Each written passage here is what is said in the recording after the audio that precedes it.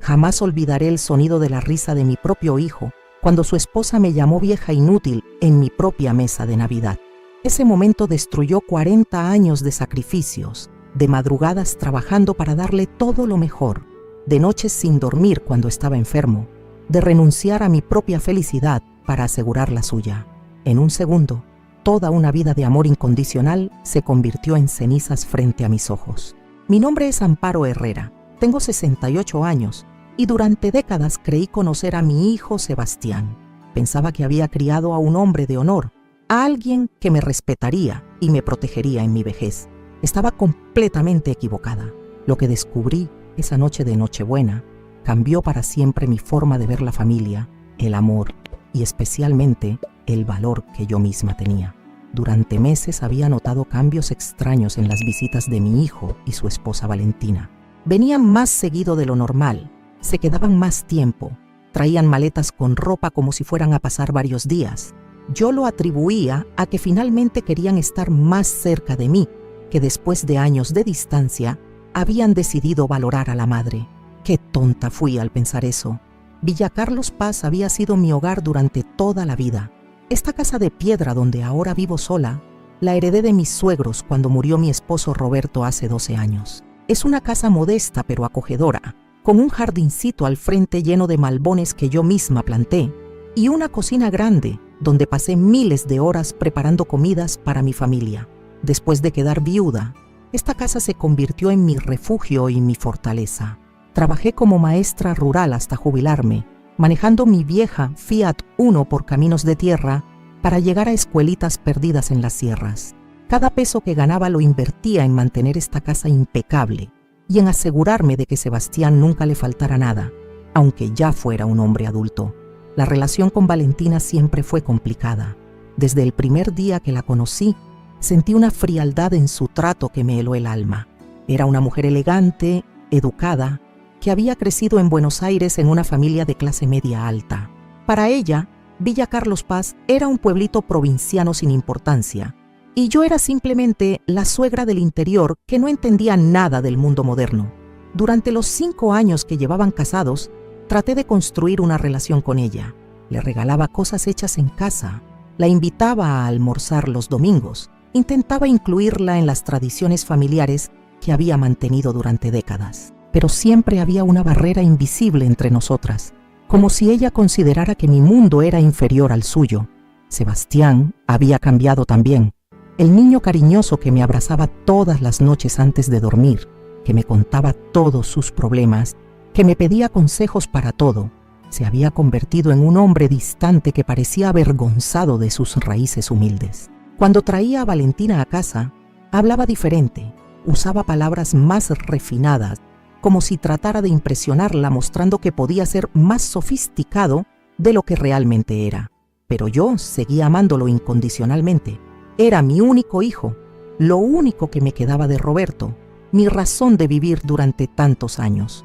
Por eso decidí que esa Navidad de 2023 sería perfecta. Quería demostrarles que una maestra jubilada de Villa Carlos Paz podía ofrecer una cena tan elegante como cualquier restaurante porteño.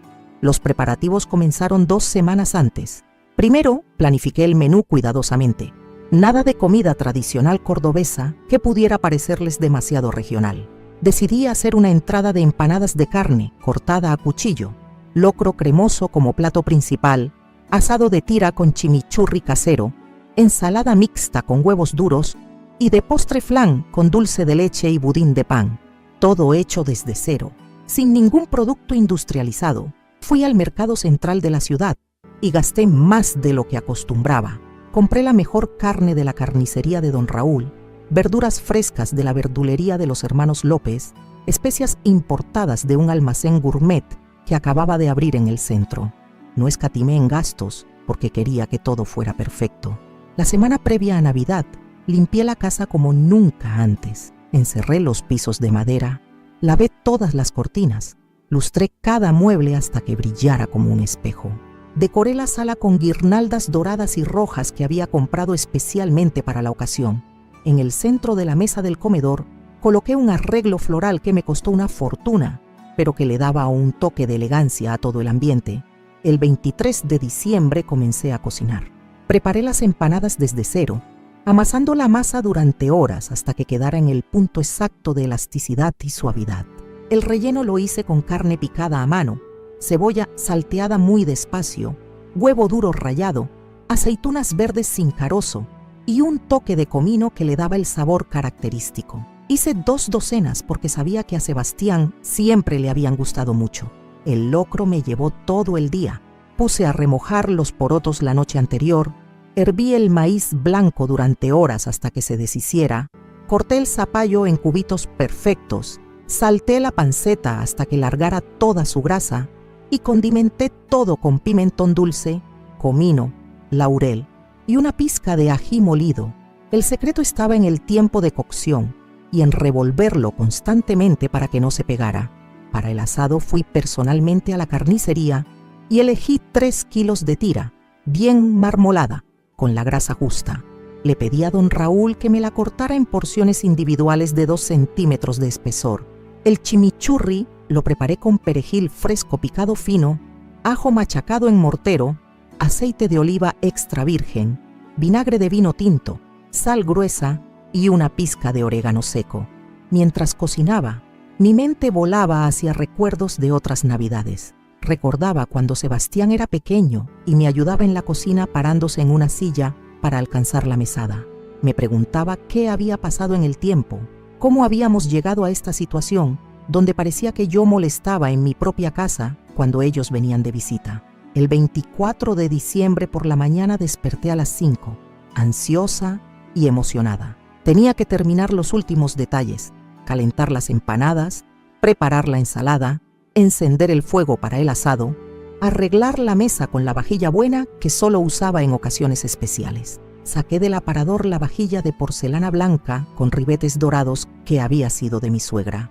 Eran platos que tenía desde hacía 30 años, pero que mantenía como nuevos porque los cuidaba como un tesoro. Los copones de cristal tallado para el vino tinto, los cubiertos de acero inoxidable que había comprado en cuotas cuando me casé, todo tenía que estar perfecto. A las 4 de la tarde me di un baño largo y me arreglé como para ir a una fiesta.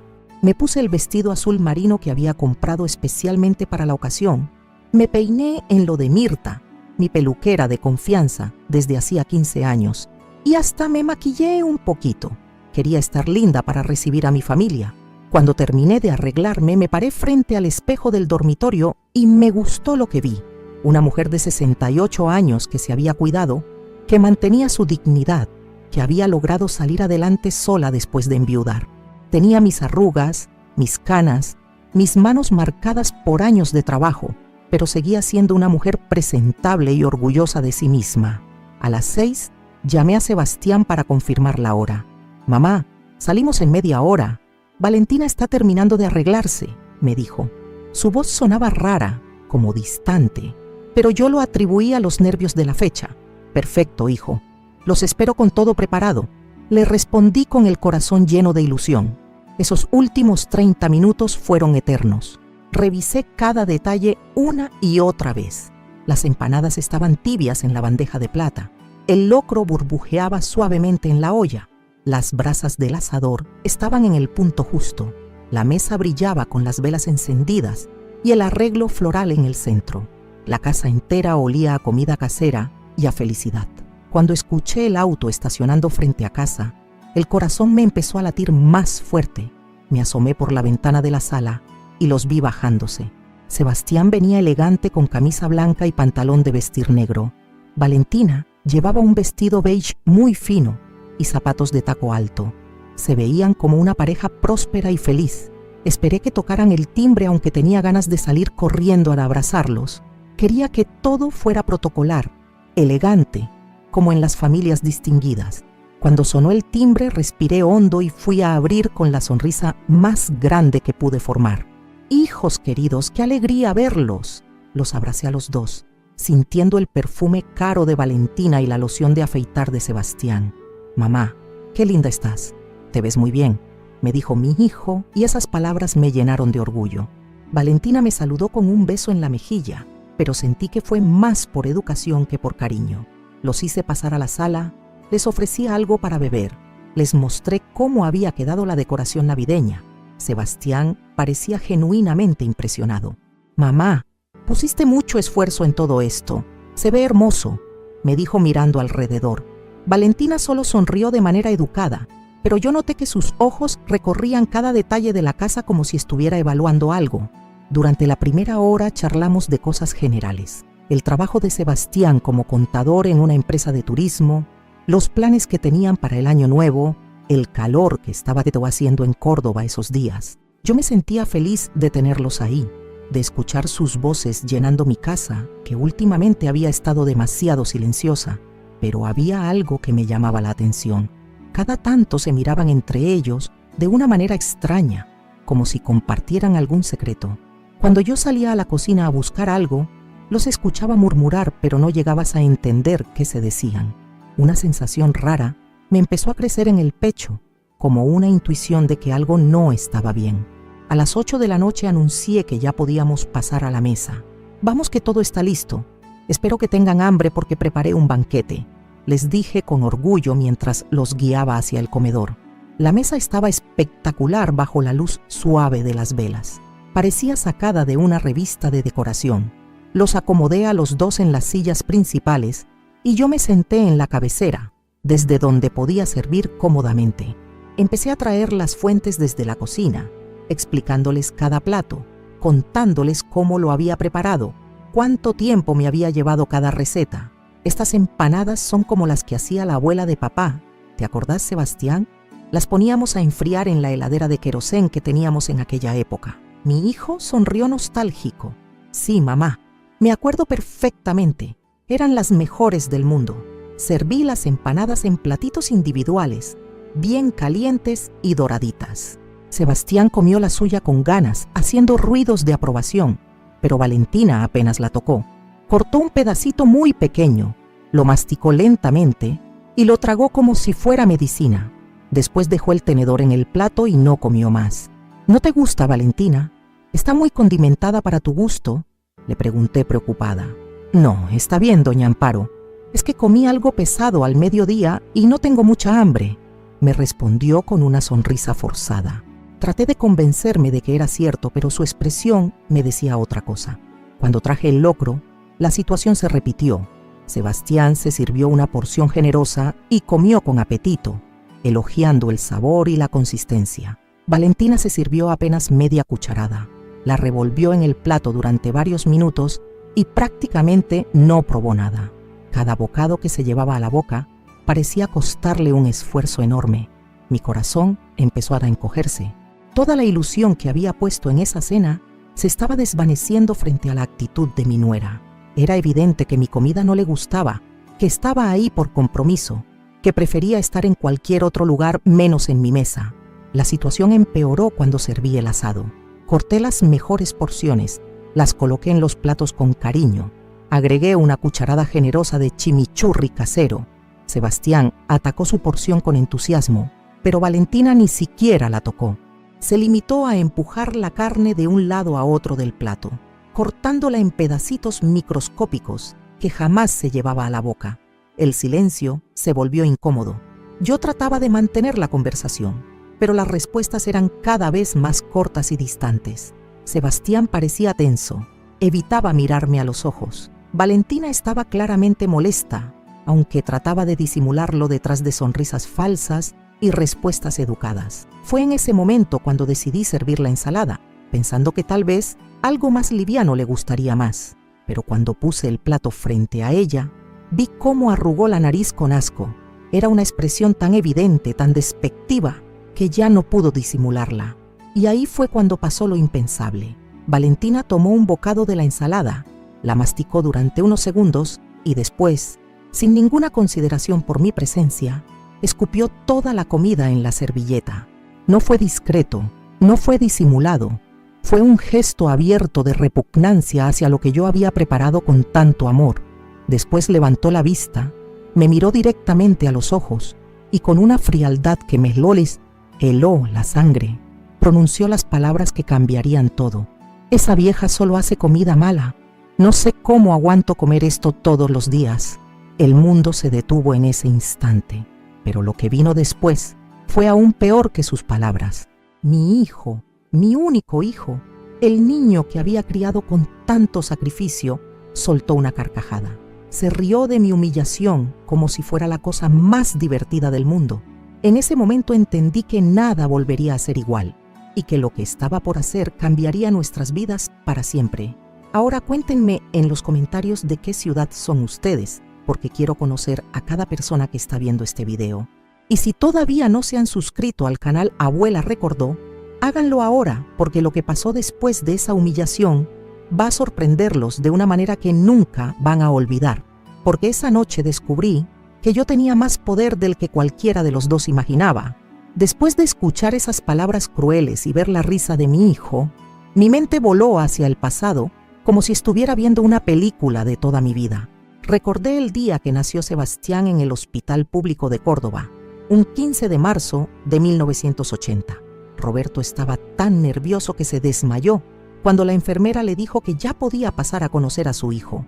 Yo, en cambio, me sentía la mujer más poderosa del mundo por haber traído a ese bebé hermoso al mundo. Durante los primeros años de matrimonio, fuimos felices de una manera simple pero genuina. Roberto trabajaba en una fábrica textil del centro de Córdoba. Salía todos los días a las 6 de la mañana y volvía a las 5 de la tarde. Yo me había recibido de maestra en la escuela normal y daba clases en una escuela primaria del barrio. Entre los dos ganábamos lo justo para vivir dignamente, pagar el alquiler de un departamentito de 2 ambientes y ahorrar de a poquito para comprar nuestra casa propia. Sebastián era un bebé tranquilo que dormía toda la noche y casi nunca lloraba. Cuando comenzó a caminar se convirtió en mi sombra. Me seguía por toda la casa. Quería ayudarme con todo. Me traía sus juguetes para mostrarme cada cosa nueva que descubría. Era un niño dulce, cariñoso, que me abrazaba fuerte cuando yo llegaba cansada del trabajo. Los domingos íbamos los 3 al Parque Sarmiento. Roberto llevaba su mate y yo preparaba una merienda con tortas fritas caseras. Sebastián corría por los senderos, perseguía palomas, juntaba hojas secas que después pegábamos en un cuaderno que yo le había comprado especialmente para sus colecciones. Eran momentos perfectos de una familia humilde pero unida. Cuando Sebastián cumplió 5 años, Roberto perdió el trabajo. La fábrica cerró porque no podía competir con los productos importados. Durante 6 meses estuvo desocupado, yendo todas las mañanas a buscar trabajo por diferentes empresas de la ciudad. Yo seguía dando clases, pero mi sueldo apenas alcanzaba para la comida y los gastos básicos. Tuvimos que dejar el departamento y mudarnos a la casa de mis suegros en Villa Carlos Paz. Fueron meses difíciles. Roberto se deprimió mucho por no conseguir trabajo. Se levantaba tarde, no tenía ganas de hacer nada. A veces se quedaba sentado en el patio durante horas mirando las sierras sin decir una palabra. Yo trataba de mantener la familia a flote, pero sentía que me estaba ahogando en responsabilidades. Finalmente, Roberto consiguió trabajo en una empresa de construcción. No era lo que él quería, pero pagaba bien. El problema era que las obras estaban siempre en lugares lejanos, así que tenía que viajar constantemente. A veces se iba por 2 semanas, otras veces por un mes entero. Yo me quedaba sola con Sebastián en la casa de mis suegros. Mi suegra, doña Carmen, era una mujer buena pero muy tradicional. Creía que las mujeres tenían que dedicarse exclusivamente a la casa y a los hijos. No entendía por qué yo seguía trabajando como maestra en lugar de quedarme cuidando a Sebastián todo el día. Amparo, ese niño necesita a su madre en casa. Los maestros no van a criar a tu hijo mejor que vos, me decía constantemente. Pero yo necesitaba trabajar, no solo por la plata, sino por mi propia identidad. Enseñar era mi vocación, mi manera de sentirme útil en el mundo. Además, el sueldo de Roberto era irregular, porque dependía de que hubiera obras disponibles. Si yo dejaba mi trabajo estable, ¿cómo íbamos a sobrevivir económicamente? Sebastián se adaptó bien a vivir con sus abuelos. Don Alfredo, mi suegro, se convirtió en una figura paterna muy importante para él durante las ausencias de Roberto. Le enseñó a andar en bicicleta en el patio de atrás, a pescar en el río que pasaba cerca de la casa, a reconocer los diferentes pájaros que venían a tomar agua en la fuente del jardín. Cuando Sebastián tenía 8 años, pasó la tragedia que cambió todo. Roberto estaba trabajando en una obra en San Rafael, Mendoza. Era un edificio de 6 pisos y él estaba instalando las cañerías del último piso cuando se rompió un andamio. Cayó desde 15 metros de altura. El golpe en la cabeza fue tan fuerte que murió en el acto. Recuerdo el día que recibí la noticia como si fuera ayer. Era un martes por la tarde. Yo estaba corrigiendo cuadernos en la mesa de la cocina mientras Sebastián hacía la tarea al lado mío. Sonó el teléfono y atendió mi suegra. Después de unos minutos la vi venir hacia la cocina con una cara que nunca le había visto. Estaba completamente pálida, temblando. «Amparo, séntate», me dijo con una voz que me asustó. «¿Qué pasa, doña Carmen? ¿Pasó algo?» Roberto tuvo un accidente en la obra. Los compañeros lo llevaron al hospital, pero su voz se quebró y no pudo seguir hablando. En ese momento entendí que mi marido había muerto y que mi vida acababa de cambiar para siempre. Los días que siguieron al funeral fueron los más oscuros de mi existencia. Sebastián no entendía bien qué había pasado.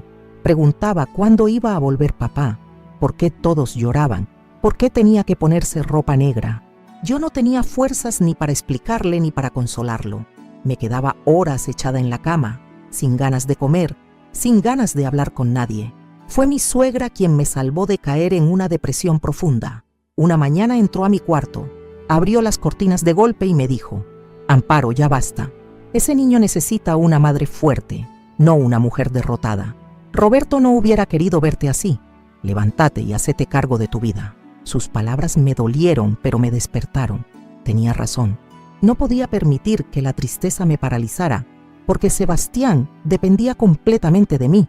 Era lo único que me quedaba de Roberto, y tenía la responsabilidad de criarlo para que se convirtiera en el hombre que su padre hubiera querido que fuera. Volví a trabajar después de 2 meses de licencia. La directora de la escuela, la señora Marta Jiménez, me consiguió más horas de clase para que pudiera ganar un poco más de dinero. También me ofreció dar clases particulares a algunos alumnos que necesitaban apoyo extra. Cada peso adicional era fundamental, porque ahora era la única que generaba ingresos en la familia. Mis suegros me permitieron quedarme en su casa sin pagar alquiler, pero yo insistía en colaborar con todos los gastos. Compraba la comida, pagaba la luz, el gas, el teléfono. No quería ser una carga para ellos, aunque ellos jamás me hicieron sentir así. Al contrario, me trataban como a una hija y adoraban a Sebastián como si fuera su propio nieto. Durante esos años difíciles, Sebastián y yo nos volvimos muy unidos. Él se convirtió en mi compañero, en mi confidente, en mi razón para seguir adelante cada día. Cuando llegaba cansada del trabajo, él me preparaba mate dulce y se sentaba a contarme todo lo que había hecho en la escuela. Los fines de semana íbamos al centro de Córdoba a caminar por la peatonal, a mirar vidrieras, a comer helado en la heladería de la esquina. Sebastián era un alumno excelente. Siempre traía las mejores notas, participaba en todos los actos escolares, tenía amigos, pero también sabía estar solo. Era un niño maduro para su edad, probablemente porque las circunstancias lo habían obligado a crecer más rápido de lo normal. Me ayudaba en las tareas de la casa, cuidaba a sus abuelos cuando no se sentían bien. Nunca me daba problemas de comportamiento. Cuando cumplió 15 años, empezó a trabajar los fines de semana en una panadería del centro de Villa Carlos Paz. Le pagaban poco, pero él estaba orgulloso de ganar su propia plata y de poder contribuir a los gastos familiares. «Mamá, cuando termine el secundario voy a estudiar para contador y después voy a montar mi propia oficina contable.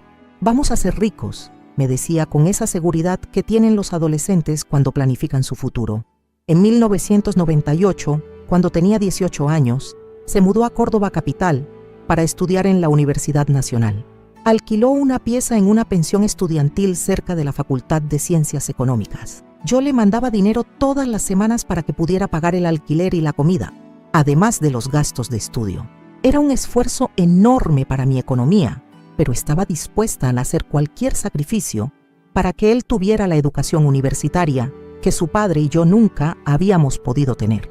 Los 5 años que duró su carrera fueron los más solitarios de mi vida. Sebastián volvía a Villa Carlos Paz una vez por mes, a veces cada 2 meses cuando tenía muchos exámenes.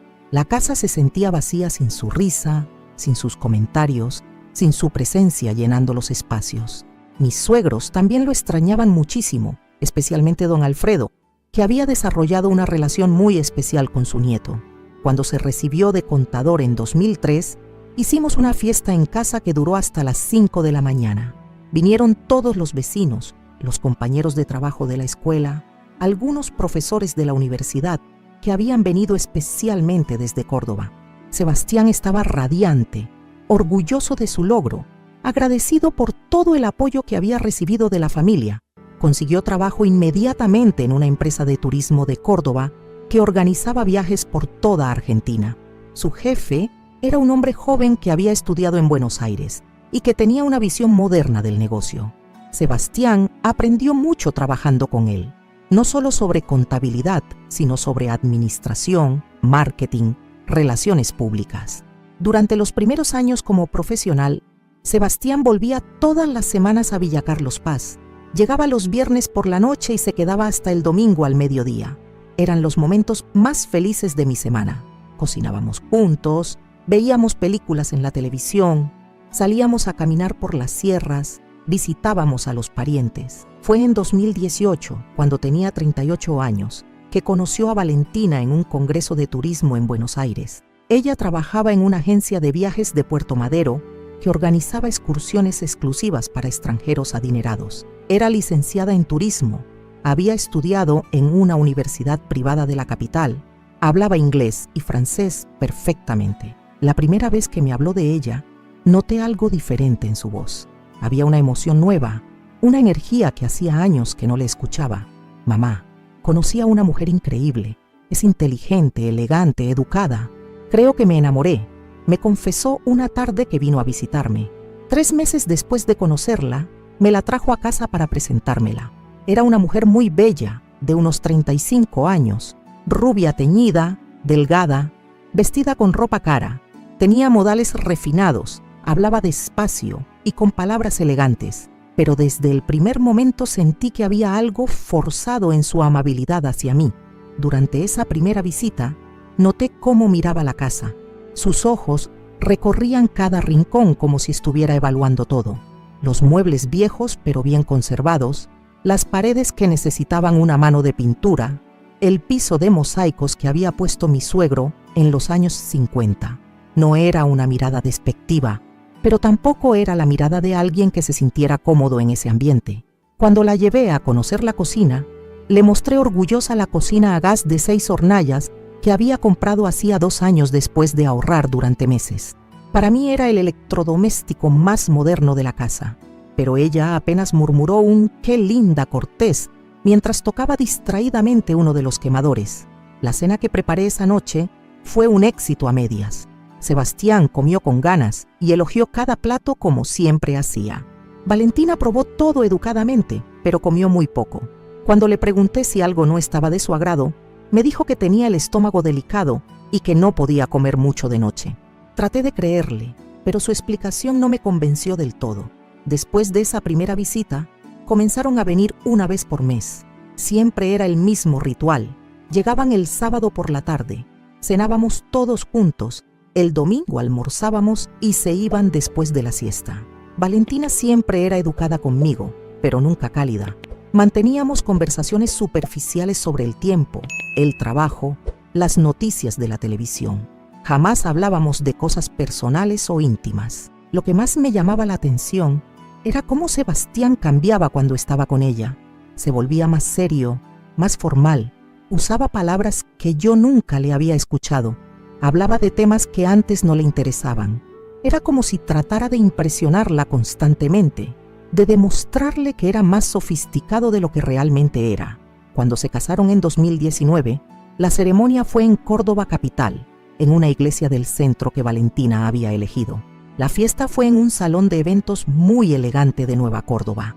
Yo me sentí fuera de lugar entre todos esos invitados porteños bien vestidos que hablaban de viajes a Europa, de inversiones en dólares, de restaurantes exclusivos que yo ni siquiera sabía que existían. Durante el primer año de matrimonio, las visitas a Villa Carlos Paz se espaciaron.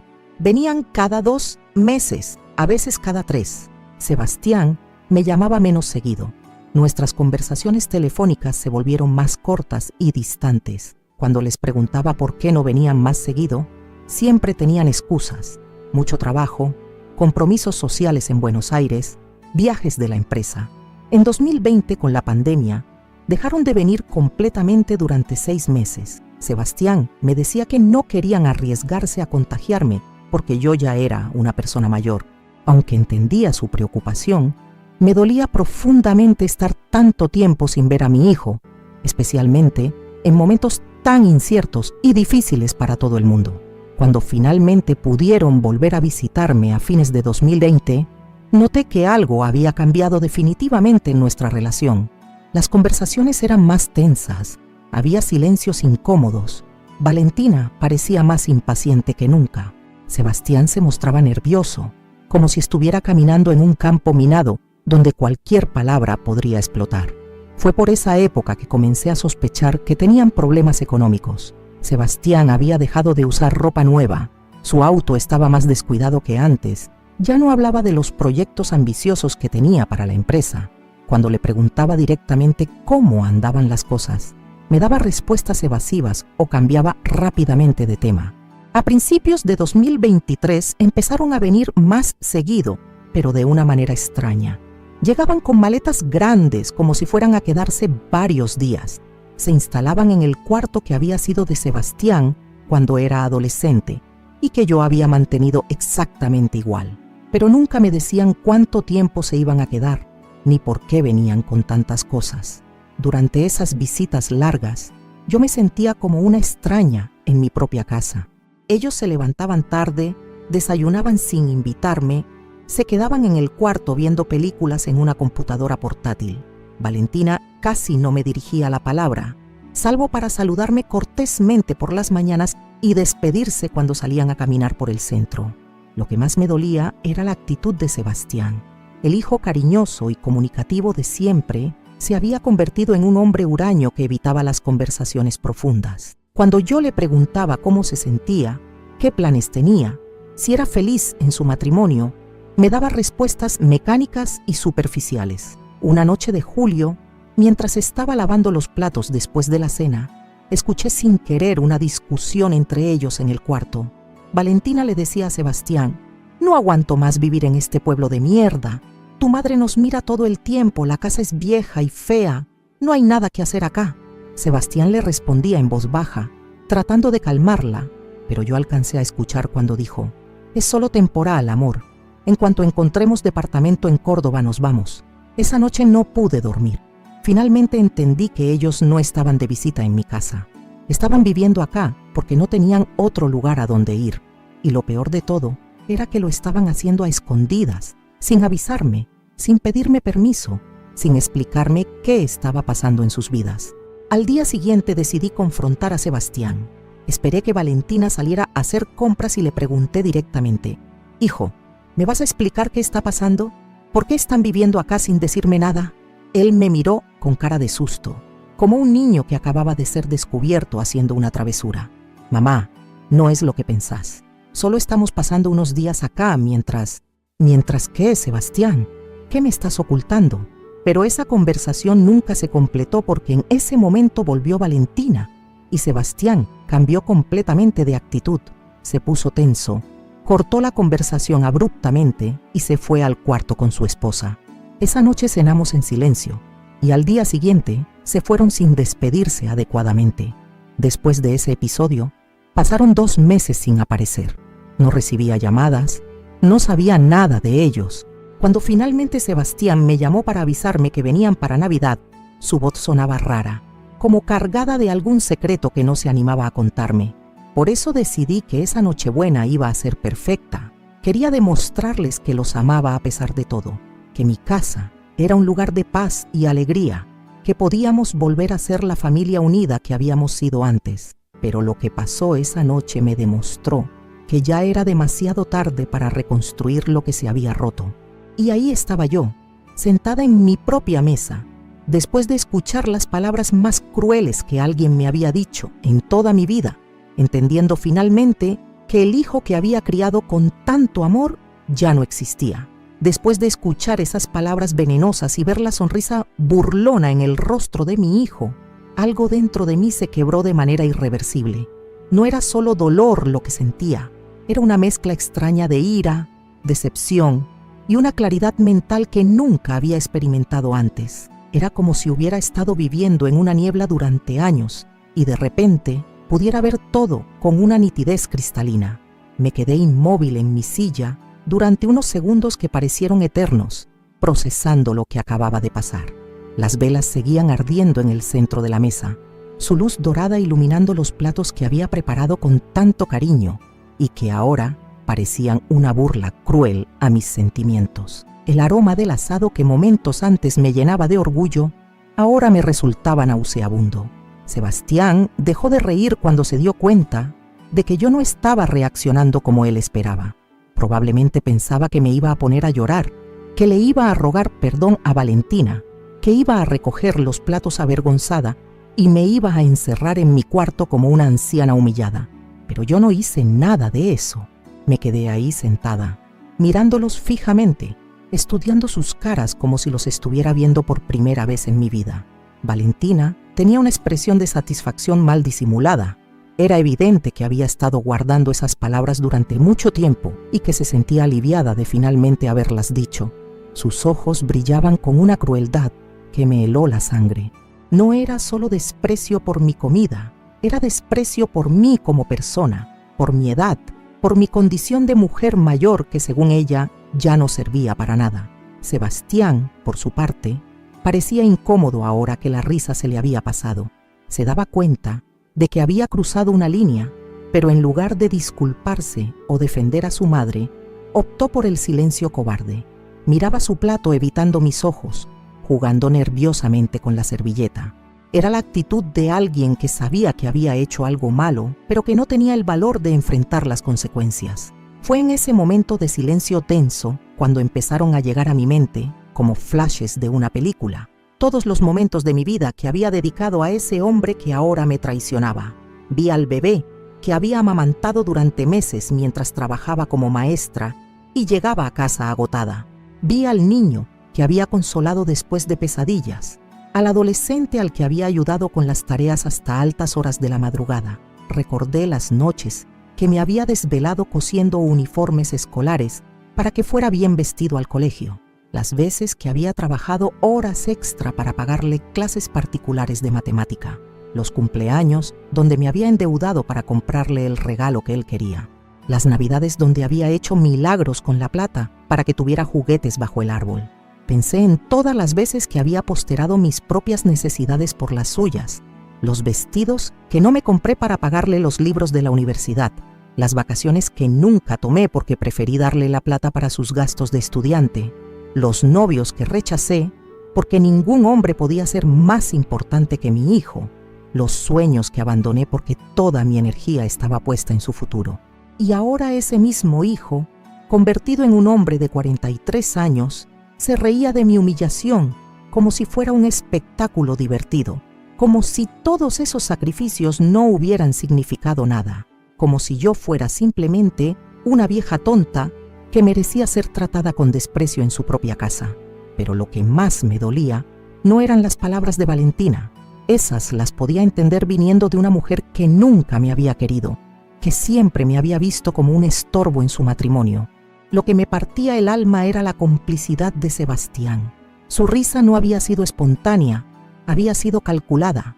Era evidente que ellos habían hablado de mí en privado, que se habían burlado de mi comida, de mi casa, de mi manera de ser. Mientras todos estos pensamientos pasaban por mi cabeza como un torbellino, algo muy extraño comenzó a suceder dentro de mí.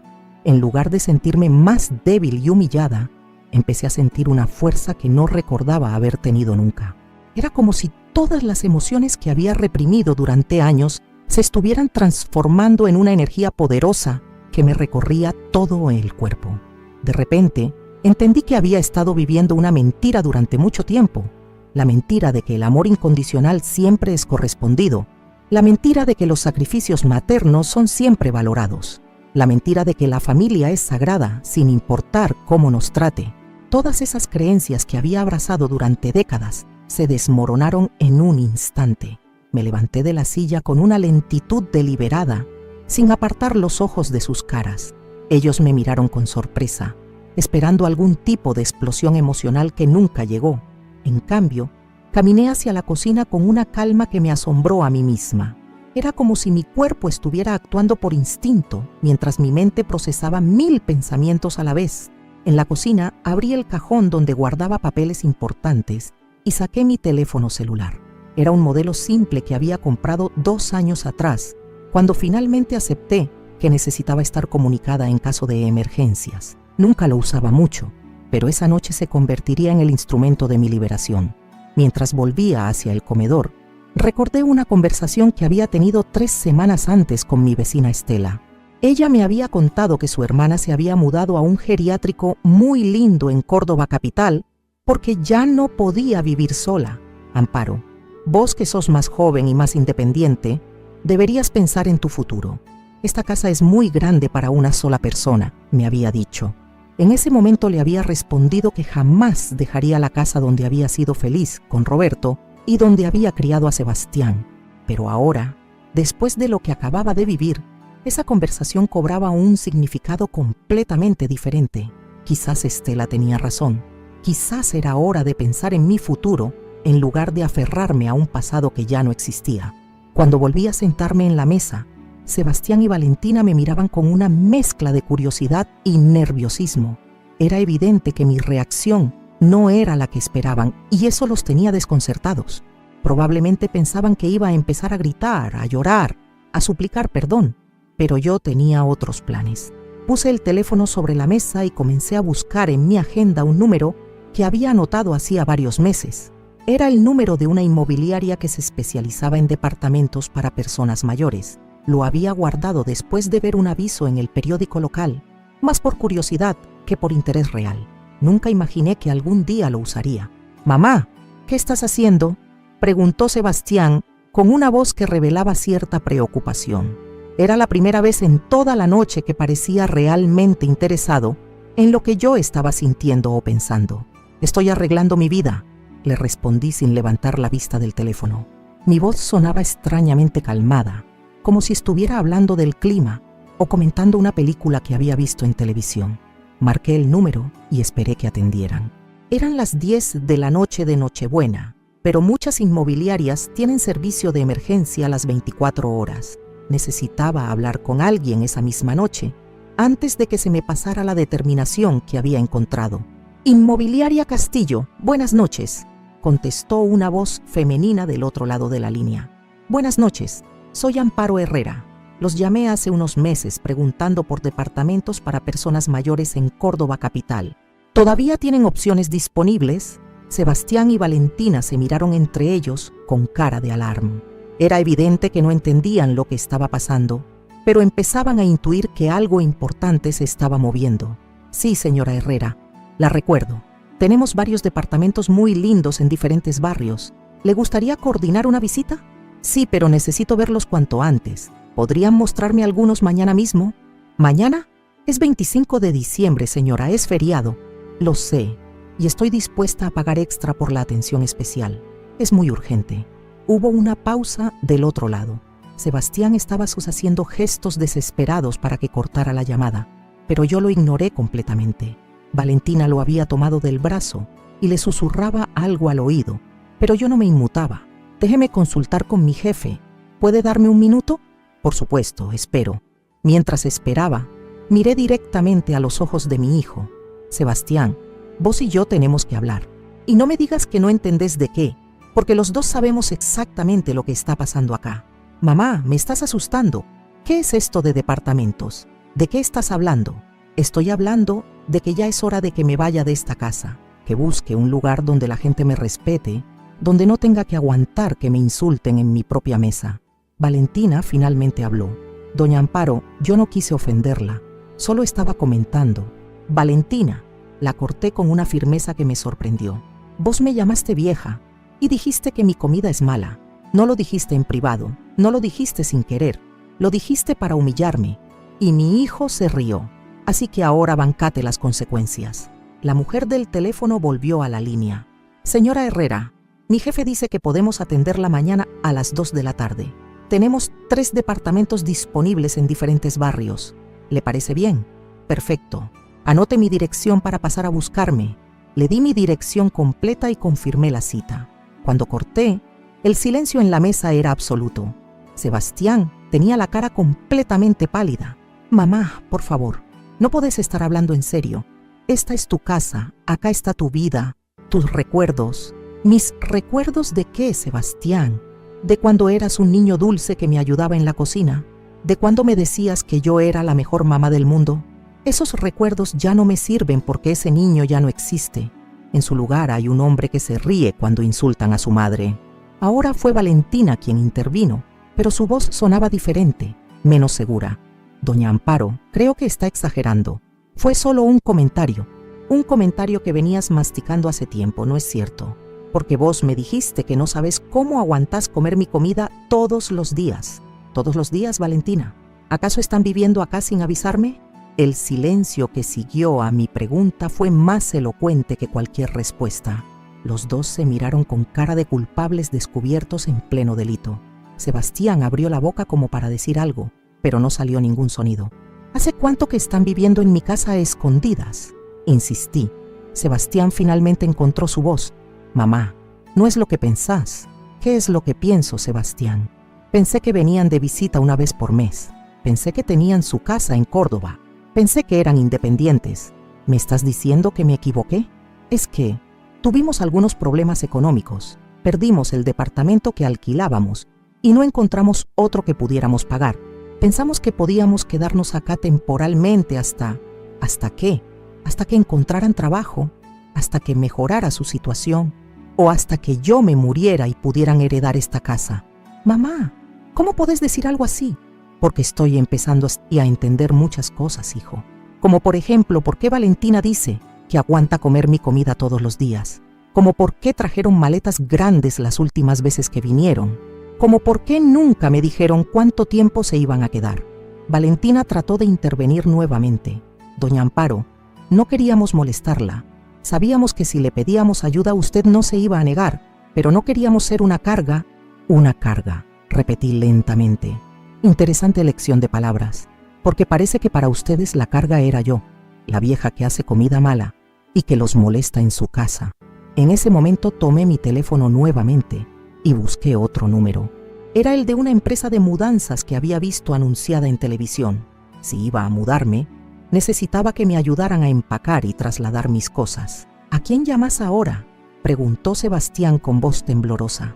A una empresa de mudanzas. Si mañana voy a ver departamentos, necesito tener todo organizado para mudarme lo antes posible. Mamá, por favor, para un minuto y pensá lo que estás haciendo. No podés tomar decisiones tan importantes cuando estás enojada. No estoy enojada, Sebastián. Estoy decepcionada, que es mucho peor, porque del enojo una se recupera, pero de la decepción no. El teléfono sonó varias veces antes de que atendieran. Mudanzas rápidas, buenas noches. Buenas noches. Necesito contratar una mudanza urgente. ¿Pueden trabajar el 26 de diciembre? Sí, señora. ¿Para qué horario? Durante la mañana. Es una casa completa, desde Villa Carlos Paz hasta Córdoba capital. Sin problema. ¿Me da su dirección para calcular el presupuesto? Le di todos los datos necesarios y confirmé que enviarían un presupuesto por mensaje de texto esa misma noche. Cuando corté, Sebastián estaba de pie, caminando nerviosamente alrededor de la mesa. Mamá, esto es una locura. No podés irte de tu casa por un malentendido. ¿Un malentendido? Llamar vieja a tu madre es un malentendido. Reírse de la humillación de quien te dio la vida es un malentendido. Yo no me reí de vos, me reí porque Valentina. Te reíste cuando tu esposa me insultó. No importa de qué te reías. Lo importante es que en lugar de defenderme, elegiste reírte. Y esa elección me dice todo lo que necesito saber sobre quién sos ahora. Valentina finalmente se quebró. Doña Amparo, yo no quise que las cosas llegaran tan lejos. Estoy muy estresada por nuestra situación económica y dije cosas que no debería haber dicho. Valentina, cuando estamos estresados se nos escapa la verdad que guardamos adentro. Vos dijiste exactamente lo que pensás de mí. Y está bien, tenés derecho a pensar lo que quieras, pero yo también tengo derecho a no quedarme donde no soy respetada. Mi teléfono vibró con el mensaje del presupuesto de la mudanza. Era más caro de lo que esperaba. pero tenía ahorros suficientes para pagarlos sin problemas. Durante años había vivido con lo mínimo indispensable, guardando cada peso que sobraba para emergencias. Bueno, esta era definitivamente una emergencia. ¿Cuánto dinero tenés ahorrado, mamá?, preguntó Sebastián de repente. Esa pregunta me confirmó algo que venía sospechando. No estaban preocupados por mí, estaban preocupados por ellos, por perder la casa donde vivían gratis, por perder el apoyo económico que yo les daba sin que ellos me pidieran nada. Tengo suficiente para comprar un departamento al contado, respondí secamente. Las caras de sorpresa que pusieron me dijeron que jamás habían imaginado que yo tuviera dinero guardado. Probablemente pensaban que era una jubilada pobre que vivía de su pensión mensual. No sabían que había heredado una suma importante cuando murió mi suegra, ni que había estado invirtiendo ese dinero durante años. Y ahora era el momento perfecto para usar esa herencia en lo que realmente importaba, mi dignidad y mi tranquilidad. La expresión de shock total en las caras de Sebastián y Valentina cuando mencioné que podía comprar un departamento al contado fue algo que jamás voy a olvidar. Era como si les hubiera dicho que acababa de ganar la lotería o que había descubierto un tesoro enterrado en el patio. Sus ojos se abrieron como platos y por un momento se quedaron completamente mudos, procesando una información que claramente no esperaban escuchar.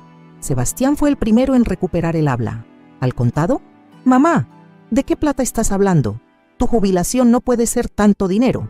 Esa pregunta me confirmó algo que había estado sospechando durante los últimos meses. Mi propio hijo no tenía la menor idea de cuál era mi situación económica real. Durante todos estos años había asumido que yo era una jubilada común y corriente que vivía mes a mes con una pensión modesta. Jamás se había molestado en preguntarme sobre mis finanzas, sobre mis planes de futuro, sobre cómo me las arreglaba para mantener la casa en perfectas condiciones. No estoy hablando de mi jubilación, Sebastián. Estoy hablando de la herencia que recibí cuando murió tu abuela Carmen. ¿Qué herencia? La abuela no tenía nada. Vivía de la pensión del abuelo. Su respuesta me demostró lo poco que sabía sobre su propia familia. Doña Carmen había sido una mujer muy inteligente y previsora que había guardado dinero durante toda su vida. Cuando murió el abuelo Alfredo en 2015, ella vendió discretamente varias propiedades que tenían en diferentes barrios de Córdoba y que yo ni siquiera sabía que existían. Tu abuela tenía 3 terrenos en barrio San Martín que había comprado en los años 70 cuando no valían nada. También tenía una colección de monedas antiguas que había heredado de su padre y algunos títulos públicos que había estado comprando de a poquito durante décadas. Cuando se enfermó y supo que se iba a morir, vendió todo y me dejó 800,000 pesos. El número cayó como una bomba en la mesa. Valentina se puso completamente pálida y Sebastián abrió la boca sin poder articular palabra. Era evidente que jamás habían imaginado que yo tuviera acceso a esa cantidad de dinero. 800,000 pesos era en 2018. Continué con una calma que me sorprendía a mí misma. Pero yo no los gasté. Los puse en un plazo fijo primero. Después los moví a fondos comunes de inversión. Y ahora con la inflación y los intereses acumulados tengo 1,200,000 pesos. Más que suficiente para comprarme un departamento lindo en cualquier barrio que me guste de Córdoba. Sebastián se dejó caer en la silla como si le hubieran dado un golpe en el estómago. 1,200,000 pesos y nunca me dijiste nada. ¿Para qué te iba a decir? Era dinero que tu abuela me dejó para mi vejez, para que no fuera una carga para nadie. Y claramente tomó la decisión correcta, porque acá estoy, a los 68 años, descubriendo que mi propio hijo me ve como un estorbo en mi propia casa. Valentina finalmente encontró su voz, pero sonaba completamente diferente a como había estado hablando toda la noche. Ya no había desprecio ni arrogancia. Ahora había respeto, interés y algo que parecía mucho a la codicia. Doña Amparo, perdóneme por lo que dije antes. Estoy muy estresada por nuestra situación y... Valentina, no me vengas con disculpas de conveniencia. Hace 5 minutos yo era una vieja que hacía comida mala. Ahora que sabes que tengo plata, de repente te acordás de los buenos modales. Mi respuesta la dejó sin palabras. Era evidente que había calculado mal la situación y ahora estaba tratando desesperadamente de reparar el daño que había hecho. Pero era demasiado tarde. Las palabras ya habían sido dichas. Las humillaciones ya habían sido infligidas. Sebastián se levantó de la mesa y comenzó a caminar por la sala como un animal enjaulado. Mamá, no entiendo por qué no me contaste que tenías ese dinero. Somos familia. Se supone que no debería haber secretos entre nosotros. ¿En serio me vas a ir a hablar de secretos, Sebastián? Vos que hace 3 meses que estás viviendo en mi casa sin avisarme. Vos que me mentiste sobre tu situación económica. Vos que permitiste que tu esposa me tratara como basura en mi propia mesa. No es lo mismo, mamá. Nosotros no te dijimos porque no queríamos preocuparte. Mentira. No me dijeron porque sabían que yo los iba a ayudar y ustedes querían tomar lo que necesitaran sin pedirme permiso. Es más fácil usar a alguien cuando esa persona no sabe que la están usando. En ese momento mi teléfono sonó. Era un mensaje de la inmobiliaria confirmando que tenían 3 departamentos disponibles para mostrarme al día siguiente. Uno en Nueva Córdoba, otro en Barrio Norte y un tercero en zona de clínicas. Los 3 en el rango de precio que yo había mencionado. ¿Vas a contestar?, preguntó Sebastián señalando el teléfono. Es la inmobiliaria confirmando las citas para mañana. Parece que voy a tener varias opciones para elegir. Valentina se acercó a la mesa y se sentó nuevamente, pero esta vez su actitud era completamente diferente. Doña Amparo, creo que todos estamos actuando por impulso. ¿No le parece que deberíamos calmarnos y hablar las cosas con tranquilidad? No hay nada que hablar, Valentina. Vos fuiste muy clara con lo que pensás de mí, y mi hijo fue muy claro con su reacción a tus palabras. Los 2 tomaron una decisión cuando eligieron humillarme. Ahora yo estoy tomando la mía. Pero doña Amparo, esta es la casa de la familia. Acá están todos los recuerdos, todas las tradiciones. No puede irse así de un día para el otro. La casa de la familia, esta casa está a mi nombre, Valentina. La compré yo, la mantengo yo, pago todos los impuestos yo. Y aparentemente ustedes la están habitando sin mi consentimiento. Así que la única persona que tiene derecho a decidir qué pasa con esta casa soy yo. Sebastián volvió a sentarse y puso las manos sobre la mesa. Sus ojos estaban rojos y parecía estar a punto de llorar. Mamá, sé que la cagué, sé que debería haberte defendido, pero no podés castigarme tan duramente por un momento de debilidad. ¿Un momento de debilidad? Sebastián, esto no empezó esta noche. Esto viene de meses de mentiras, de ocultamientos, de falta de respeto. Esta noche solo fue la gota que rebalsó el vaso. Pero mamá, si te vas, ¿qué va a pasar con nosotros? No tenemos a dónde ir. Esa pregunta me reveló la verdadera dimensión de su desesperación. No estaba preocupado por perderme a mí. Estaba preocupado por perder la casa donde vivían gratis y la posibilidad de heredar mi dinero en el futuro. Sebastián, vos tenés 43 años y tu esposa tiene 38. Los 2 son profesionales universitarios con experiencia laboral. Es hora de que se hagan cargo de su propia vida en lugar de vivir como parásitos de su madre. Parásitos. ¿Cómo me podés decir parásito? ¿Cómo le llamarías vos a 2 personas que viven en una casa ajena sin pagar nada, que mienten sobre su situación, que usan los servicios y comen la comida de alguien más, y encima se quejan de que esa comida es mala? El silencio que siguió a mis palabras fue ensordecedor. Por primera vez en toda la noche, ninguno de los 2 tenía una respuesta preparada. Era evidente que nunca habían visto su comportamiento desde esa perspectiva tan cruda, pero realista. Aproveché ese silencio para seguir hablando. Durante 50 años de mi vida, me sacrifiqué por otros. Primero por tu papá, después por vos, después por ustedes 2 como pareja. Siempre puse las necesidades de mi familia antes que las mías. Pero acabo de descubrir algo muy importante. Sacrificarse por gente que no te valora no es amor, es autodestrucción. Valentina intentó interrumpirme. Doña Amparo, nosotros sí la valoramos. No me mientas, Valentina. Si me valoraran, no estarían viviendo en mi casa a escondidas. Si me valoraran, no se quejarían de mi comida delante de mi cara. Si me valoraran, no se reirían cuando me insultan. Ustedes me ven como una fuente de recursos, no como una persona que merece respeto. Mi teléfono volvió a sonar. Esta vez era la empresa de mudanzas enviándome un presupuesto detallado. 30,000 pesos por trasladar todos mis muebles y pertenencias desde Villa Carlos Paz hasta Córdoba capital. Era mucho dinero, pero valía cada peso si me compraba la tranquilidad y la dignidad. ¿Cuándo te vas?, preguntó Sebastián con voz apagada.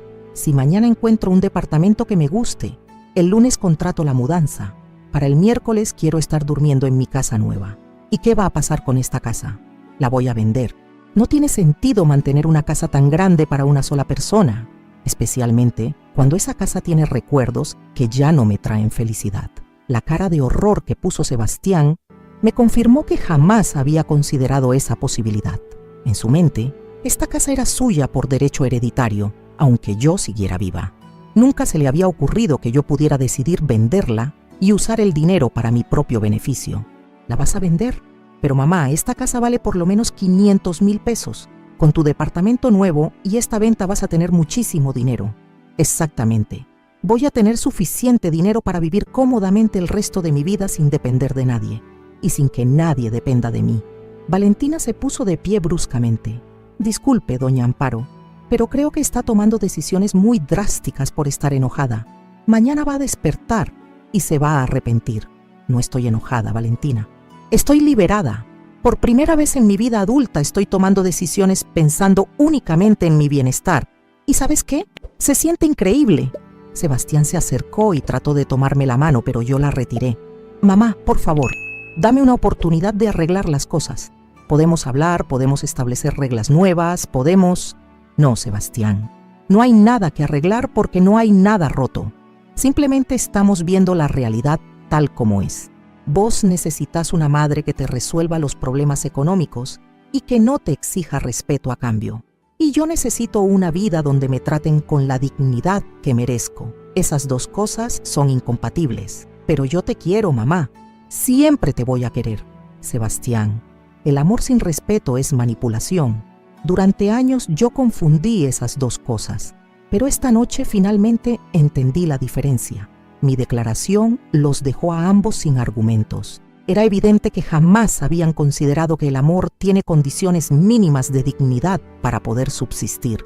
Miré el reloj de pared. Eran las 11:30 de la noche de Nochebuena. En cualquier otra familia, esta sería la hora de brindar, de intercambiar regalos, de planear las actividades del día siguiente. En mi familia, era la hora de despedirse para siempre. Creo que es hora de que se vayan, dije levantándome de la mesa. ¿Nos estás echando?, preguntó Sebastián con incredulidad. Les estoy diciendo que esta conversación llegó a su fin. Ustedes tienen derecho a vivir su vida como quieran, pero no tienen derecho a vivir esa vida en mi casa y con mi plata. Valentina se dirigió hacia el cuarto donde habían estado durmiendo, probablemente para juntar sus cosas. Sebastián se quedó parado en la sala, mirándome como si no pudiera creer lo que estaba pasando. Mamá, ¿en serio vas a destruir nuestra familia por una discusión? Sebastián, nuestra familia se destruyó cuando vos elegiste reírte en lugar de defenderme. Yo solo estoy reconociendo algo que ya había pasado. Pero ¿qué voy a hacer sin vos? Sos la única familia que tengo. Tenés una esposa. Construí tu vida con ella, lejos de mí. Claramente mi presencia no los hace felices a ninguno de los dos. Cuando Valentina volvió del cuarto con una valija, noté que había empacado muy pocas cosas. Era evidente que la mayoría de sus pertenencias estaban en mi casa, confirmando que realmente habían estado viviendo acá durante meses. ¿A dónde vamos a ir a esta hora?, preguntó ella con voz temblorosa. Eso no es problema mío, respondí con una frialdad que me sorprendió. Deberían haberlo pensado antes de faltarme el respeto en mi propia casa. Sebastián hizo un último intento desesperado. Mamá, dame una semana para conseguir plata y alquilar algo. No podés dejarnos en la calle en Navidad. Sebastián, ustedes me acaban de dejar emocionalmente en la calle en Navidad. La diferencia es que ustedes tienen piernas para caminar y buscar soluciones. Yo tengo 68 años y un corazón roto que va a tardar mucho en sanar. Los acompañé hasta la puerta sin decir nada más.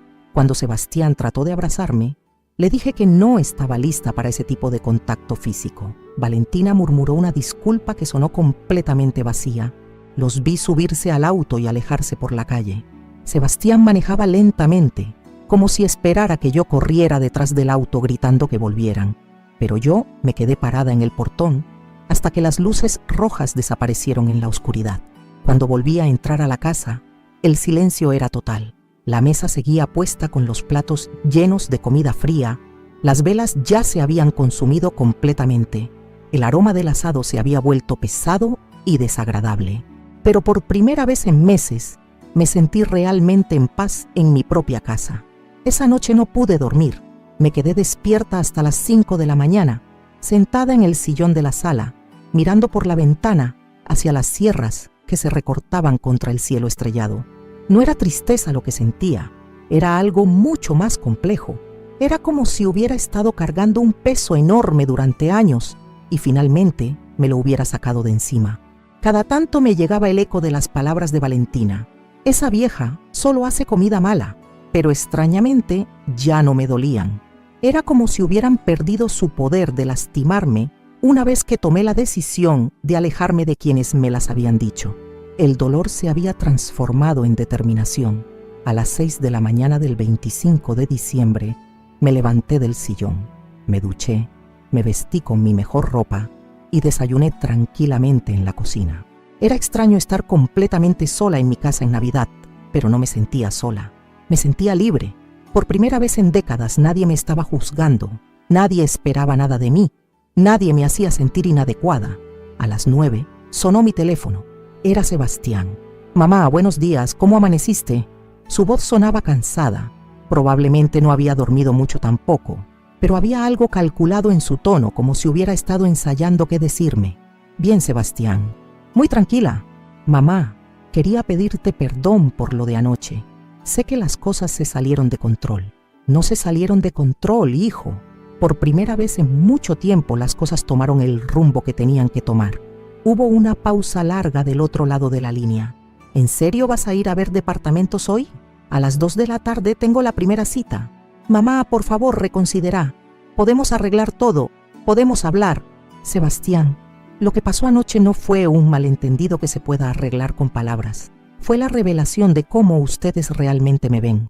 Y esa revelación fue muy clara. Pero mamá, Sebastián, te voy a decir algo y después voy a cortar. Yo te crié para que fueras un hombre honesto y valiente que defendiera a los que ama. El hombre que se rió anoche cuando insultaron a su madre no es el hijo que yo crié. Es un extraño que comparte mi sangre pero no mis valores». Corté la llamada antes de que pudiera responder. Inmediatamente después apagué el teléfono. Ese día no quería más interrupciones emocionales. A las 2 en punto llegó el auto de la inmobiliaria. El señor Ramírez, el vendedor, era un hombre de unos 50 años, amable y profesional, que me trató con el respeto que yo merecía. Durante todo el recorrido por los 3 departamentos, me consultaba mi opinión, me explicaba las ventajas de cada ubicación, me daba tiempo para que evaluara cada espacio. El primer departamento estaba en Nueva Córdoba, en un edificio moderno con portero y jardines. Tenía 2 dormitorios amplios, living, comedor integrado, cocina equipada y un balcón con vista a la ciudad. Era hermoso, pero me resultó demasiado impersonal, como si fuera un hotel de lujo en lugar de un hogar. El segundo estaba en Barrio Norte, en una zona residencial muy tranquila. Era más tradicional, con techos altos y molduras originales de los años 40. Tenía mucho carácter, pero necesitaba algunas refacciones que yo no estaba dispuesta a enfrentar a mi edad. Pero cuando entramos al tercero, en la zona de clínicas, supe inmediatamente que había encontrado mi nuevo hogar. Era un departamento de 2 dormitorios en un 5º piso, con ventanales enormes que llenaban todos los ambientes de luz natural. Desde el living se veía un parque precioso lleno de jacarandás y tipas. La cocina era moderna pero acogedora, perfecta para una persona que disfruta cocinando para quienes valoran su esfuerzo. «¿Cuánto están pidiendo por este?», pregunté. «1.100.000 pesos, pero para una compra al contado, los propietarios están dispuestos a negociar». «No necesito negociar, acepto el precio. ¿Cuándo podemos firmar?». El señor Ramírez me miró sorprendido. Aparentemente, no muchas personas de mi edad toman decisiones tan rápidas e importantes, pero yo había aprendido que cuando algo está bien, no hay que dudar. Esa misma tarde fuimos al estudio del escribano. En 2 horas había firmado la escritura, transferido el dinero y recibido las llaves de mi nuevo departamento. Cuando salí a la calle con las llaves en la mano, me sentí como una mujer de 20 años empezando su vida independiente.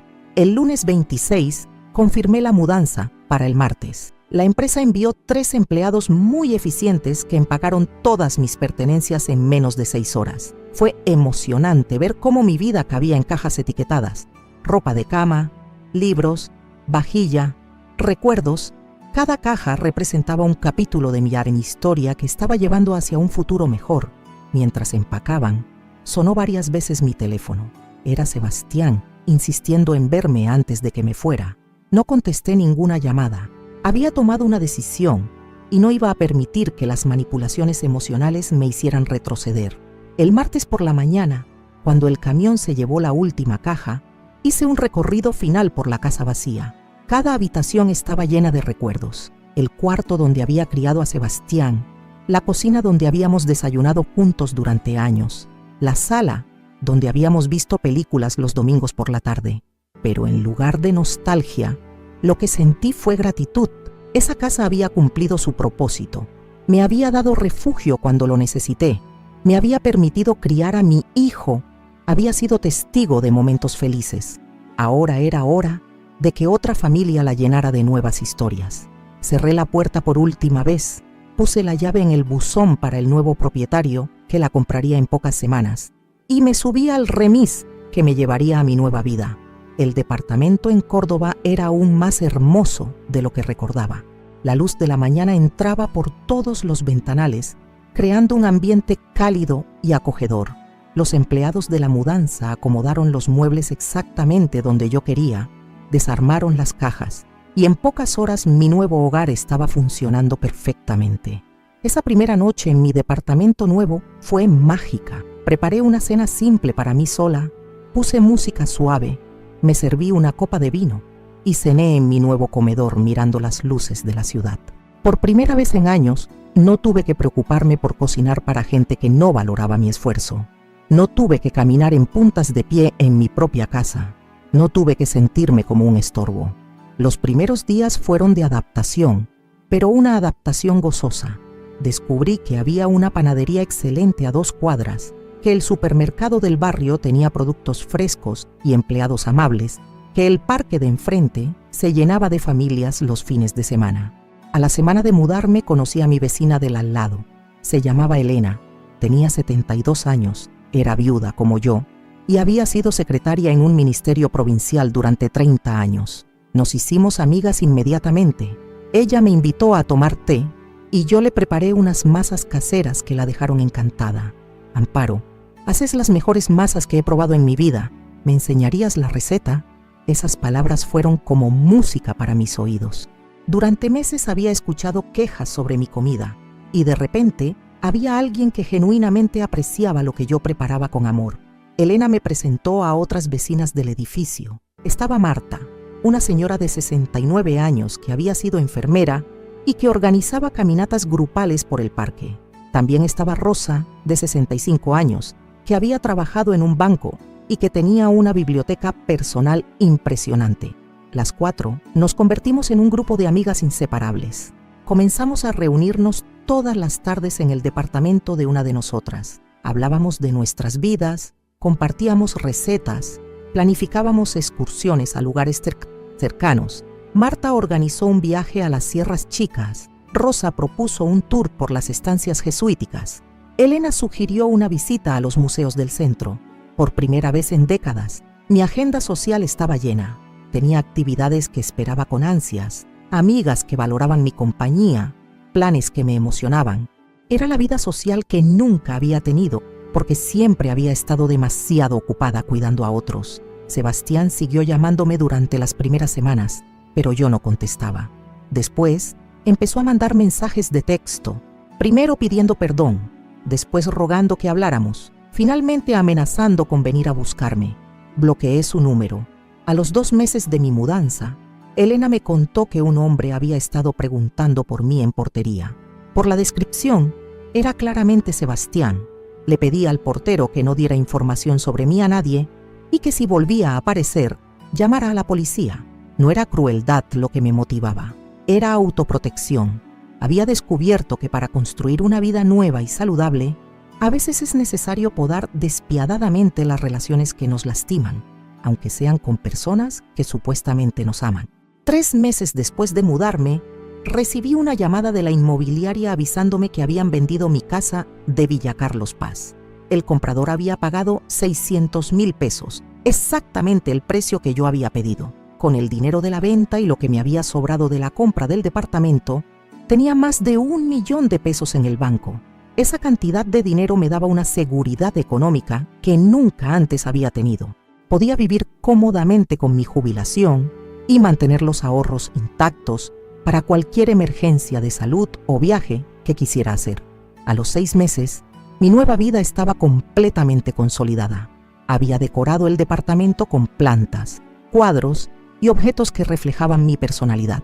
Había encontrado una rutina placentera, gimnasia por las mañanas, compras en el mercado, tiempo de lectura, reuniones con amigas, alguna clase de cerámica que había empezado a tomar en un centro cultural. Una tarde, mientras tomaba té con Elena en mi balcón, ella me preguntó si no extrañaba a mi hijo. «Extraño al niño que crié», le respondí honestamente, «pero no extraño al hombre en que se convirtió. Son 2 personas diferentes». «¿Y no te sentís culpable por haber cortado la relación?»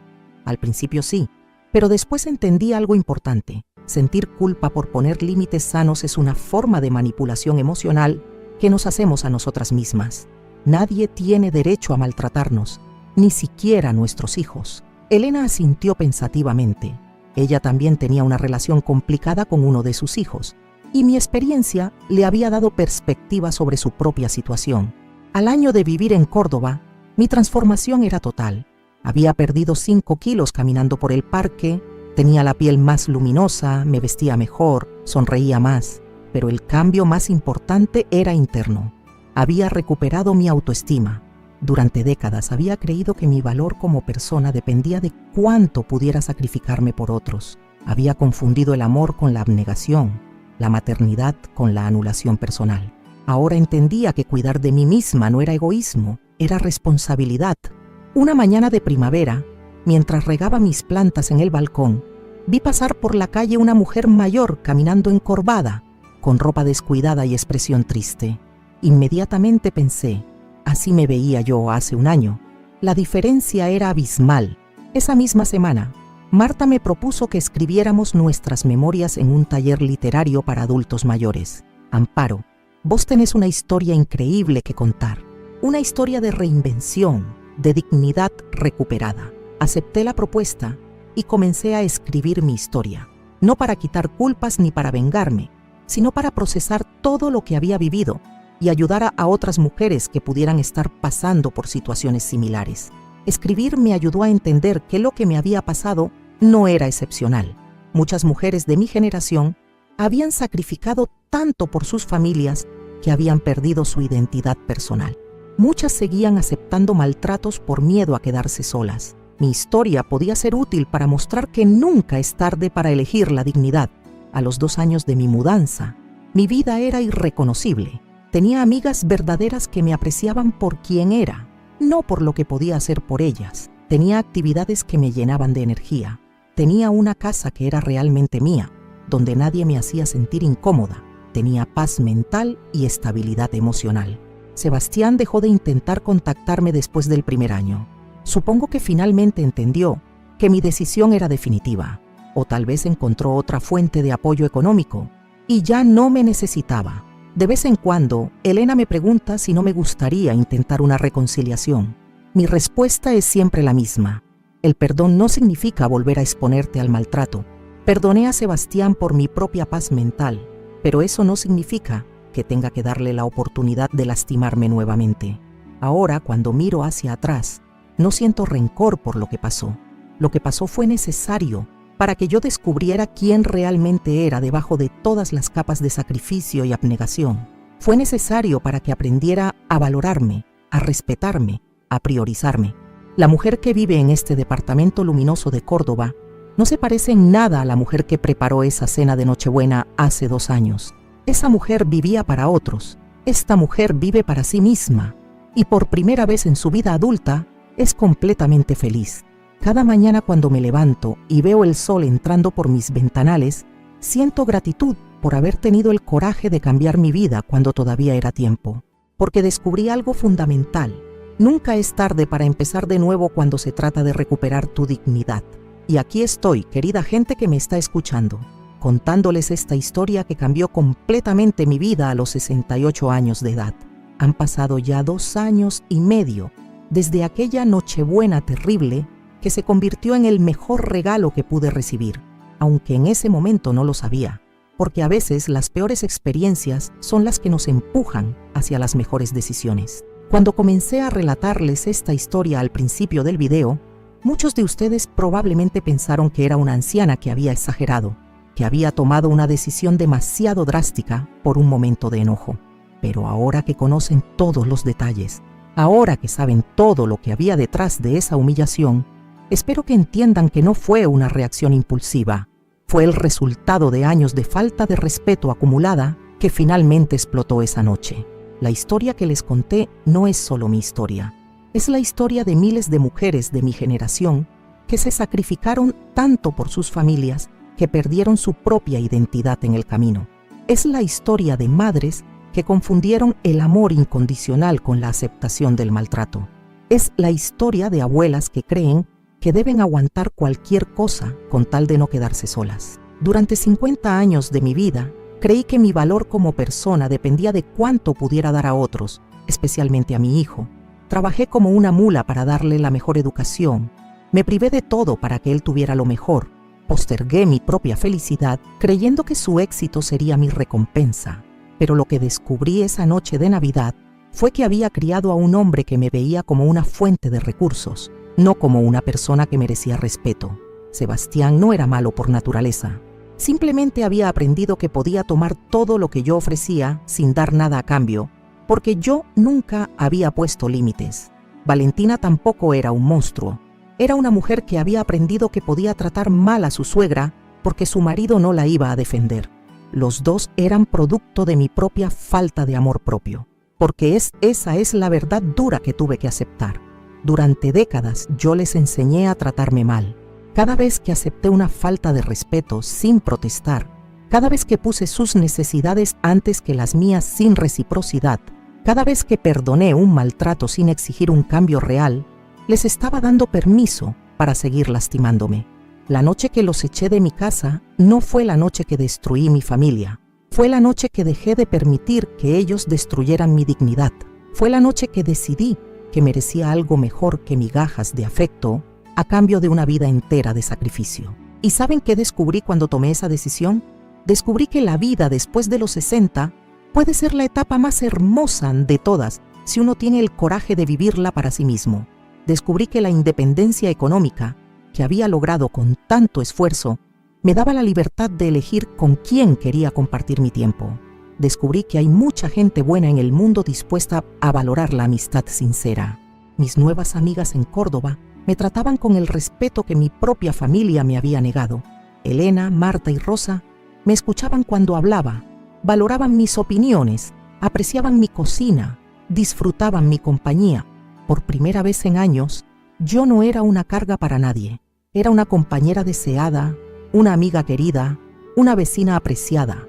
El departamento que compré con mi herencia se convirtió en el primer lugar en décadas donde yo me sentía realmente en casa. Nadie me hacía sentir que molestaba. Nadie criticaba mis decisiones. Nadie me hacía caminar en puntas de pie en mi propio hogar. Era mi espacio, decorado según mis gustos, organizado según mis necesidades, lleno de la paz que había estado buscando durante años sin saberlo. Pero lo más importante de todo fue recuperar mi autoestima. Durante tanto tiempo, había creído que mi único valor estaba en lo que podía hacer por otros, que había olvidado completamente quién era yo como persona independiente. Cuando dejé de vivir para Sebastián y empecé a vivir para mí, descubrí que tenía intereses propios, capacidades propias, sueños propios que habían estado dormidos durante décadas. Empecé a tomar clases de cerámica y descubrí que tenía habilidad para trabajar con las manos. Me uní a un grupo de caminatas y descubrí que me encantaba explorar paisajes nuevos. Comencé a leer libros que siempre había querido leer, pero nunca había tenido tiempo. Aprendí a usar la computadora y descubrí un mundo de posibilidades que nunca había imaginado. Cada día que pasaba en mi nueva vida, me confirmaba que había tomado la decisión correcta. No extrañaba para nada la tensión constante de vivir con gente que no me valoraba. No extrañaba cocinar para personas que se quejaban de mi comida. No extrañaba sentirme como un estorbo en mi propia casa. Sebastián intentó contactarme muchas veces durante el primer año, pero yo mantuve firme mi decisión. Sabía que si le daba una oportunidad, Él iba a usar toda su habilidad emocional para hacerme sentir culpable y convencerme de volver a la situación anterior. Pero yo ya había aprendido que el perdón no significa exponerse nuevamente al maltrato. Perdoné a mi hijo por mi propia paz mental, pero eso no significaba que tuviera que darle la oportunidad de lastimarme otra vez. Había una diferencia fundamental entre perdonar y ser tonta, entre amar incondicionalmente y aceptar cualquier cosa, entre ser generosa y ser víctima. La decisión de vender la casa de Villa Carlos Paz fue emotiva pero necesaria. Esa casa estaba llena de recuerdos hermosos de cuando Sebastián era niño, de cuando Roberto estaba vivo, de cuando éramos una familia feliz, pero también era el símbolo de una etapa de mi vida que había terminado. Mantenerla hubiera sido como aferrarse a un pasado que ya no existía. Con el dinero de la venta completé mi independencia económica. Ya no dependía de nadie para nada. Tenía mi propio hogar, mis propios ingresos, mis propios ahorros, mi propia vida social. Era una mujer completa por primera vez en décadas. Y ahora quiero decirles algo muy importante a todas las personas que están viendo este video, especialmente a las mujeres de mi generación o a las más jóvenes que tal vez estén viviendo situaciones parecidas. Ustedes merecen respeto. No importa la edad que tengan, no importa cuánto hayan sacrificado por sus familias, no importa cuánto amen a sus hijos o nietos, ustedes merecen ser tratadas con dignidad. Si hay alguien en su familia que las hace sentir pequeñas, que las humilla, que las usa emocionalmente o económicamente, esa persona no merece tener acceso a ustedes. El amor verdadero incluye respeto. La familia verdadera incluye consideración. La gratitud verdadera incluye reciprocidad. No se queden en relaciones tóxicas por miedo a la soledad. La soledad elegida es 1000 veces mejor que la compañía que nos lastima.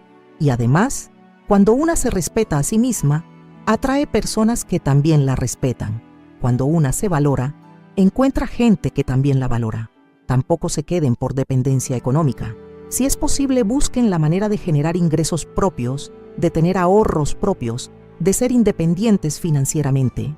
El dinero no da la felicidad, pero da libertad. Y la libertad de elegir con quién queremos estar es fundamental para la dignidad humana. Y por favor, no se sientan culpables por poner límites. Durante toda mi vida me hicieron creer que poner límites era egoísmo, que una buena madre tenía que aguantar todo, que el amor familiar no tenía condiciones, pero aprendí que el amor sin límites se convierte en abuso, que la generosidad sin reciprocidad se convierte en explotación. Poner límites no es crueldad, es supervivencia emocional. Decir no cuando algo nos lastima no es maldad, es autoprotección. Alejarse de gente que nos maltrata no es abandono, es evolución personal. Mi historia tuvo un final feliz porque tuve el coraje de cambiar cuando todavía era tiempo. Pero conozco muchas mujeres que siguieron aguantando hasta el final de sus vidas, creyendo que eso las convertía en mártires o en santas. Lo único que las convirtió fue en víctimas innecesarias de su propia falta de amor propio. No cometan ese error. La vida es demasiado corta y demasiado valiosa para desperdiciarla con gente que no nos aprecia. Hay millones de personas en el mundo capaces de valorar la amistad sincera, el amor genuino, la compañía agradable. ¿Por qué conformarse con menos? Ahora quiero pedirles algo muy especial a todos ustedes que han tenido la paciencia de escuchar mi historia completa. Si este relato los emocionó, si les sirvió para reflexionar sobre sus propias vidas, si les dio fuerzas para tomar alguna decisión difícil, por favor ayúdenme a llegar a más gente que pueda necesitar escuchar este mensaje. Primero, si todavía no se han suscrito al canal Abuela Recordó, háganlo ahora mismo. Es gratuito y les va a permitir recibir notificación cada vez que suba un video nuevo.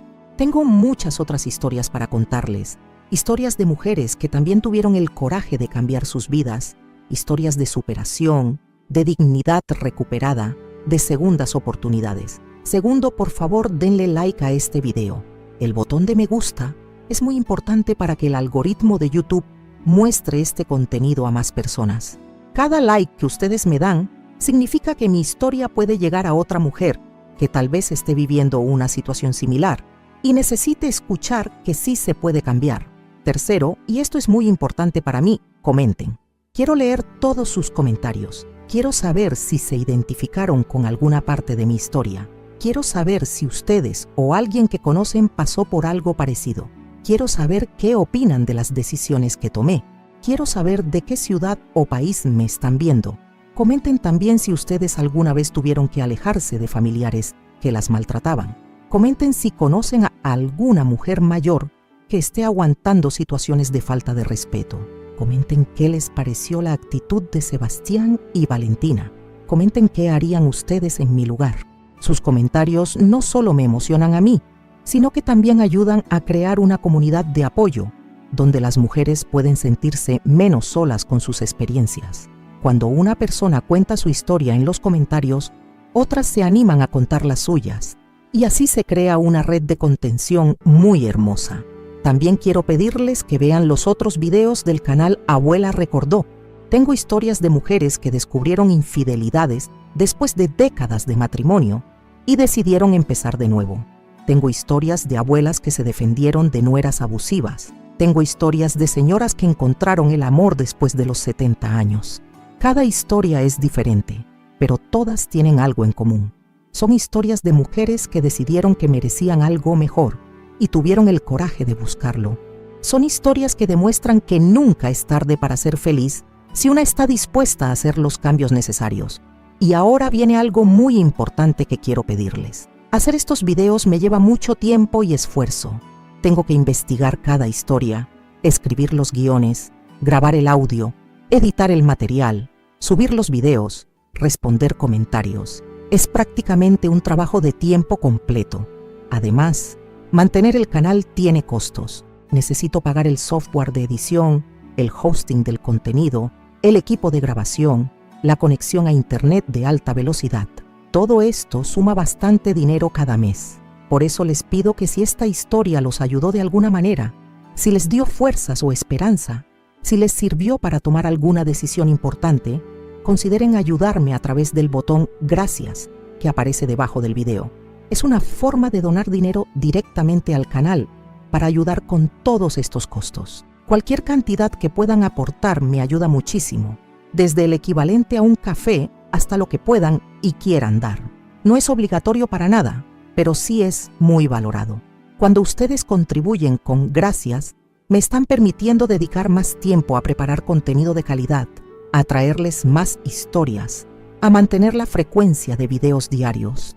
Su ayuda económica me permite invertir en mejor equipo de grabación para que el audio sea más claro, en software más avanzado para que la edición sea más profesional, en tiempo de investigación para traerles historias más interesantes y mejor desarrolladas. También me permite responder más comentarios, interactuar más con ustedes, crear contenido adicional como videos cortos o material exclusivo para los suscriptores más fieles del canal. Cada peso, cada dólar, cada euro que ustedes aportan se convierte directamente en mejor contenido para todos. No se va a publicidad costosa ni a gastos innecesarios.